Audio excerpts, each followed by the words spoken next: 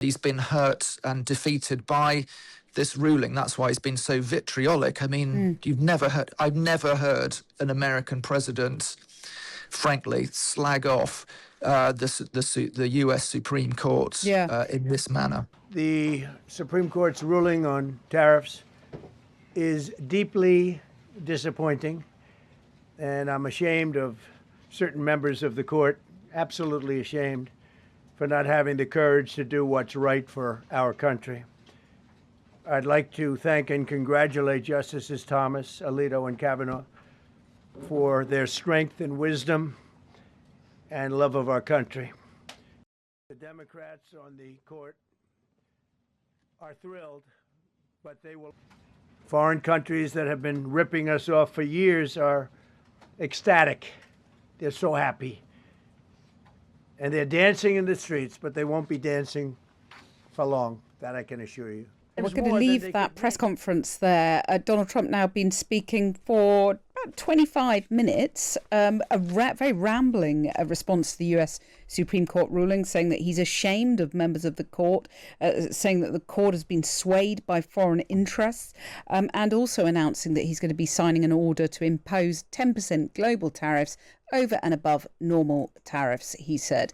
So let's turn now to Monica Gorman, who was on President Biden's National Economic Council, also worked in the Department of Commerce and International Trade, for her reaction. Good evening, Monica. Good evening.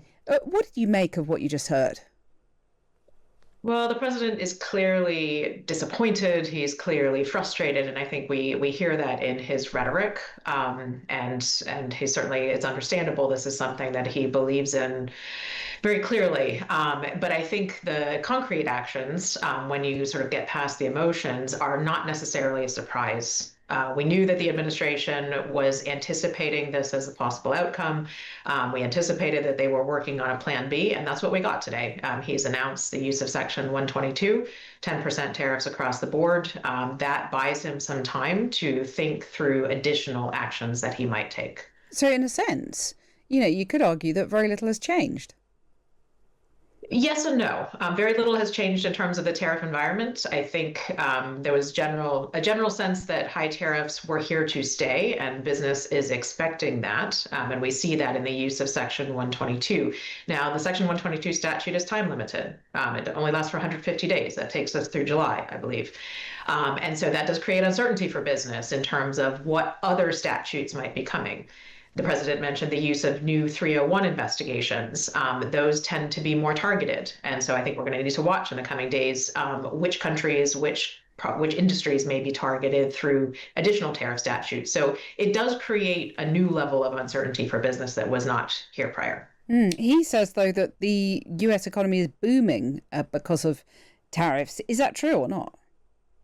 Well, it's interesting. The main economic numbers are quite strong, but when you go underneath and look at some of the underlying factors, we see a lot of concentration in spending in terms of the wealthier U.S. consumers, but struggling, and mortgage delinquencies and loan delinquencies among the less wealthy consumers. And so I think it's kind of a two-track economy, and that is one of the challenges that the president is facing at this point. Great numbers on the top, but under the surface, there are definitely concerns. And Monica, it was a pretty extraordinary attack on the judiciary, talking about how he's ashamed of members of the court, accusing the court of it being swayed by foreign interests. I mean, it was pretty hard to listen to, wasn't it?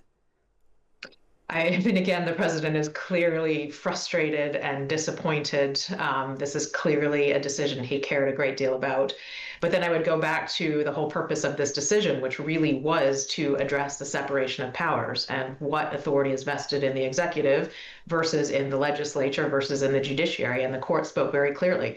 Not the answer the president wanted to hear, but that is why we have a system that has a separation of powers. Monica Gorman, thank you very much for bringing us your reaction to that. Let's turn now to David Charter, who's the Times' assistant US editor, and he's on the line. Good evening, David. Good afternoon, Cathy, from Washington, D.C.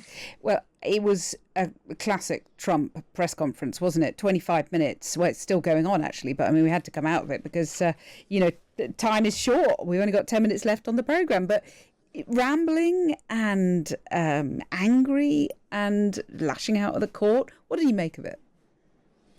I didn't think it was so much rambling as trying to assert his own point of view over and over again, which makes it sound very repetitive.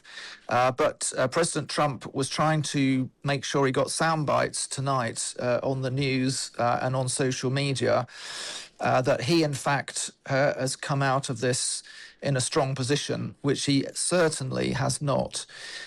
Your last contributor talked about the 10% flat tariff that he's brought in as perhaps as a stopgap measure, but that merely there will be rejoicing around the world because that merely actually reduces the reciprocal tariffs paid by almost every country, actually apart from Britain. When Britain were celebrating getting the best deal by only being charged 10% tariffs. Well, now that 10% is what applies to everybody, because this was the only surefire method that he's got to immediately replace the tariffs without having to go either into some sort of formal investigation or go to Congress.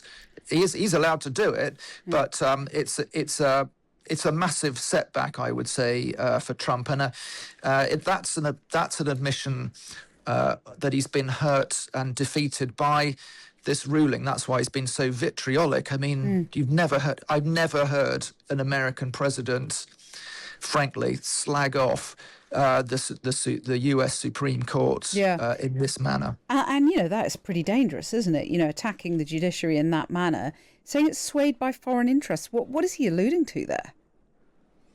He thinks that they've been lobbied by foreign producers, by those companies or countries around the world who've been leaning on them, such as Canada. I mean, the Canada has been the most vocal. We heard that impassioned, that speech by Mark Carney, the Canadian Prime Minister at Davos, when he talked about how the middle countries have now got to band together against this mercurial administration that was a reliable partner but no longer is. And I think Trump is alluding to those sorts of messages that he thinks are being listened to by the elite, the establishment, rather than what he believes is the message from the grassroots MAGA supporters, which is put up the protectionist barriers and grow blue-collar industry back once again, manufacturing back again in America. Just finally, he said that the tariffs have made the US economy boom. He said that they've given us great borders, to quote him. Is there any truth to either of those claims? Well, in a sense, the jury is out, because the booming economy that Trump sees is based on rebalancing the trade deficit, which America imports a lot more than it exports. And Trump put out one of his distinctive posts the other day in all capital letters saying that the balance of trade is down 78%, meaning that that was good for America. However, those are very particular figures that he'd taken the October trade figures compared to January this year, where there was a massive drop in the trade, in the difference between imports and exports. But since then, November and December, it's clear for anyone to see that the trade balance is once again widening, and that's because tariffs. It's not just a simple lever that you pull and imports drop and exports grow, because the dollar gets stronger and people don't want your exports either. So he's been caught out by Economics 101, really. Well, Economics 101 is exactly what we expect from you, David. Thank you very much for joining us. David Charter, the Times' assistant US editor.